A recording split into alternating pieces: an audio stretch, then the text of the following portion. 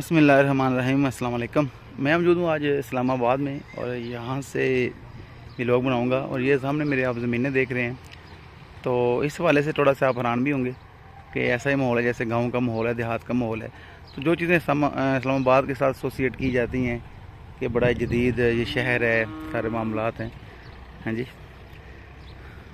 तो मैं इसमें ये ऐड करना चाहता हूँ कि मैं आपको ना इस बारे से इंफॉर्मेशन देता हूँ, चीज़ें मैं दिखाऊँगा। जिस जगह पर मैं खड़ा हुआ हूँ नीचे अगर आपको मैं दिखाता हूँ तो आप हैरान होंगे। ये देखें जनाब, ये जिस तरह हमारे देहातों में होता है कि लोग गोबर वगैरह बाहर फेंकते हैं। हाँ जी, बाद तौर खाद इस्तेमाल करते हैं। ये फसल भी लगी हुई है। और ये देखें, ये 7 घर हैं जो आबादी है।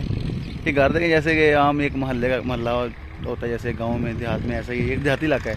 इस्लामाबाद के साथ देहाती इलाका है, जबकि कुछ एरिया मतलब यार यहाँ पर बहुत डेवलप्ड हैं, बड़े वो जदीद एरियाज़ हैं। लेकिन अगर आप देखें, ज़ाहिर है पाकिस्तान का हिस्सा है, तो यहाँ पर आपको हर तरह का माहौल मिल जाता है। ये देखें, अभी सड़क के किनारे जो है वैसे ही ट्रैक्टर ट्राली गुजरी, जैसे कि अभी आप देख सकेंगे। तो ये मतलब ऐसे ही है। मैंने गदा गाड़ी भी इधर देखी है। सारा माहौल जो है यानी कि ये गोड़ा के साथ वाला इलाका है। ठीक है जनाब, तो ये मतलब अगर आप देखें, हाँ जी, तो ये मतलब सामने देहाती इलाका से है। और मैं आपको डेरा भी एक दिखाऊंगा। तो मतलब ये कि इस्लामाबाद में भी ऐसे एरियाज़ हैं जो मतलब लाइक विलेज टाइप ही हैं, कुछ ज़्यादा डेवलप नहीं है। ये कुछ मनाज़र भी देखें साथ, हाँ जी, तो पहाड़ियाँ भी साथ।